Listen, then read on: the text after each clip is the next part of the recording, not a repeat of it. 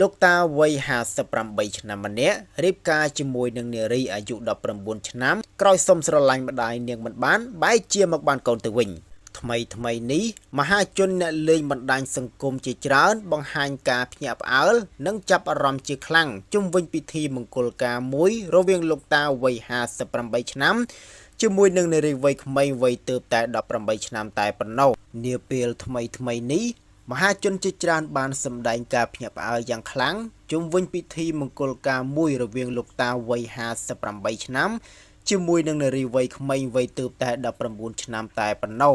កូនកំលោះវ័យចំណាស់រូបនេះត្រូវបានគេស្គាល់ថាឈ្មោះបូរ៉ាដែលដំបងឡើយគាត់បានសុំម្ដាយរបស់កូនក្រមុំរៀបការនោះទេប៉ុន្តែម្ដាយនាងបានបដិសេធមិនព្រមរៀបការជាមួយនឹងលោកតានេះឡើយហើយបែរជាលើកកូនស្រីច្បងឲ្យរៀបការជំនួសនាងទៅវិញបើយោងទៅតាមគេហទំព័រ Compass បានឲ្យដឹងថាពិធីមង្គលការនេះត្រូវបានរៀបចំឡើងកាលពីថ្ងៃទី7ខែមេសាឆ្នាំ2021កន្លងទៅហើយបានប្រព្រឹត្តទៅយ៉ាងរលូននៅក្នុងភូមិបាណា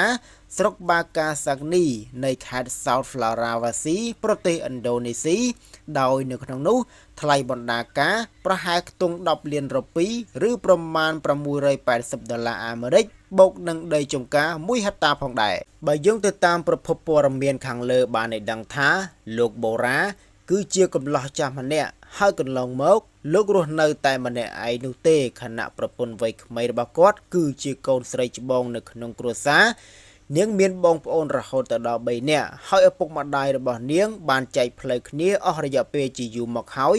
ដោយបន្ទុកចិញ្ចឹមបីបាច់ថែរក្សាកូនត្រូវធ្លាក់ទៅលើស្ត្រីដែលជាមេម៉ាយនិងជាកសិករជុំវិញពិធីមង្គលការនេះដែរលោកអ៊ីសាក់ដែលជាប្រធានភូមិបាណាបានមានប្រសាសន៍ប្រាប់អ្នកសារព័ត៌មានឲ្យដឹងថានៅក្នុងពិធីនេះបានកាត់ឡើងដោយមានការព្រមព្រៀងរវាងសមីខ្លួនទាំងសងខាងពោលគឺដោយសារតែការស្រឡាញ់គ្នាទៅវិញទៅមកមិនមានការបង្ខំនោះទេ